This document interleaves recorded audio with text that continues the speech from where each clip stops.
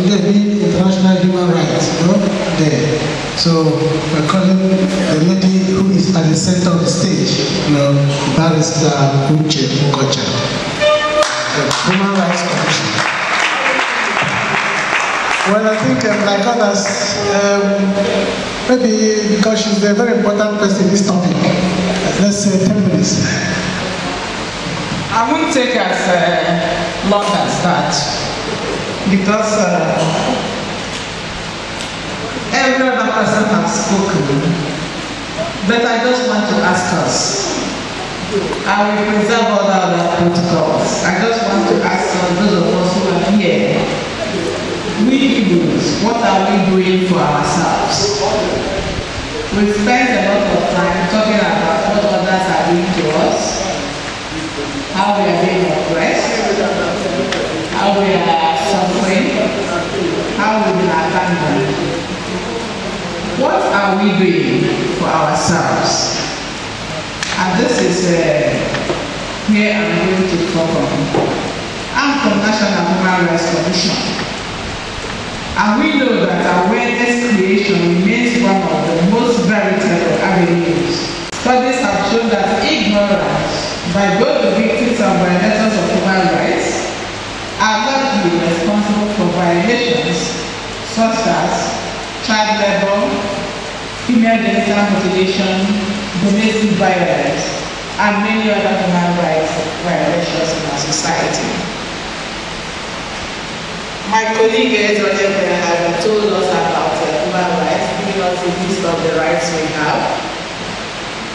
But what are we doing as these rights are concerned in our communities?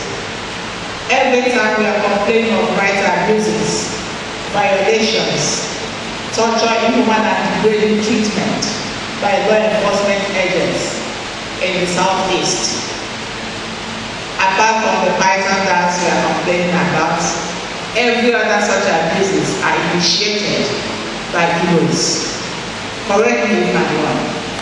Yeah. I know because I work for National Human Rights Commission, I receive complaints from victims. And our investigation will always reveal that these abuses are initiated by us because we have money, because we have connections, because we want to be feared. We want the moment we step into our communities, everybody will be shivering because we are around.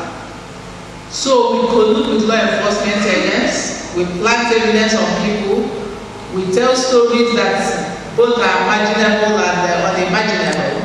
And we say that people are threatening us, people are planning to kidnap us. Why people are not doing such things?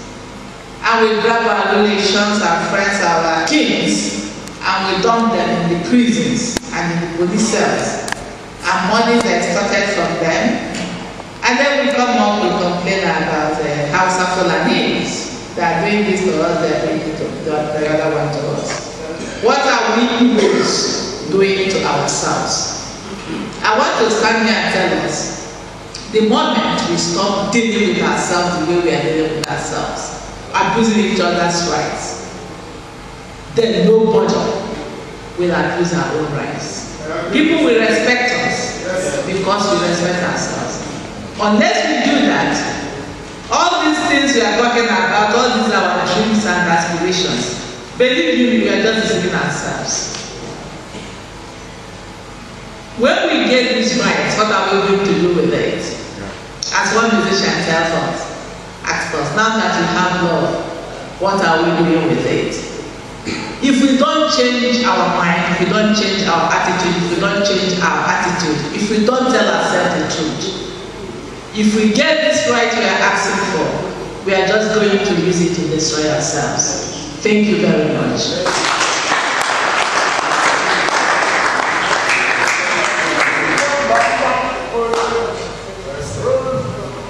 So thank you very much, Barrister.